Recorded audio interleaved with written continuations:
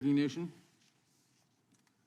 On video back, sorry. To speak on the amendment. Gentleman is recognized.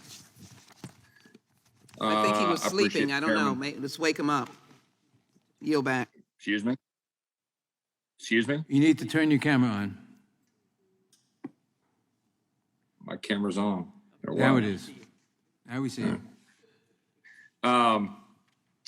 Well, the little shot there about sleeping, it's not my rules that allows this kind of crap of a proceeding. And that's what it is. Crap proceeding. When you give us 48 hours notice and we're dealing with stuff that we have planned and we got to figure that out and we have to honor commitments and then figure out flights to come back. And now we're availing ourselves of this crap technology where half the damn committee is voting at night in their pajamas and doing, Lord knows what. And then you want to accuse me of sleeping because I don't have my camera on? Give me a break. Let me tell you what this is all about. It's a pretext. This is all pretext. Democrats come in here saying, hey, we don't want to take your guns. And then they say, we want to take your guns. This bill, oh, come on, let's all work together. We're just going to do some soft changes to the laws. You can't disagree with that. But then they admit throughout the entire afternoon what their goal is: to get rid of semi-automatic weapons, to disarm the American people. That is the goal. It is a pretext, all of this, and we know it. That is the reality.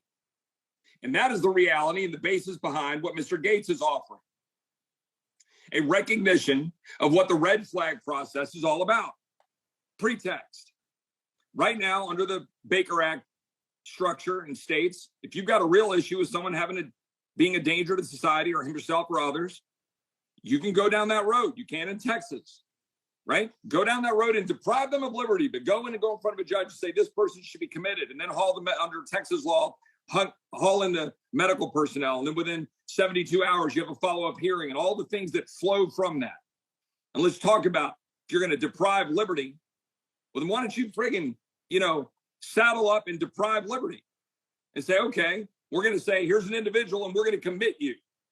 And then under 922G4, the federal laws that I prosecuted in the United States Attorney's Office, then you can be deprived of weapons for the period of time that you're committed. And I can't remember the law about how long after. But the reality is, let's have that conversation if you want to have that conversation.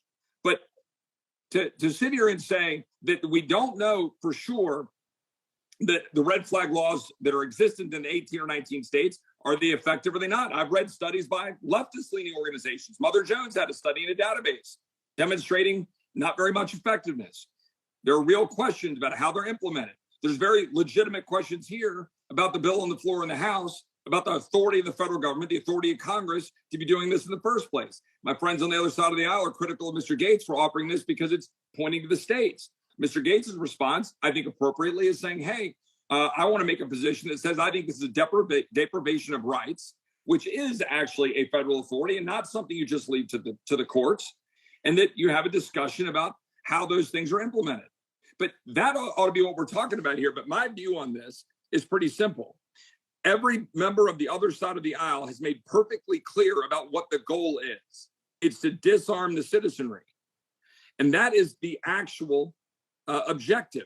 And so when we're talking about red flag laws, when we're talking about the size of the magazine, when we're talking about whether or not you've got weapons that are locked up and safe, that is the objective. And I'll yield to the gentleman from Florida if he wants the time.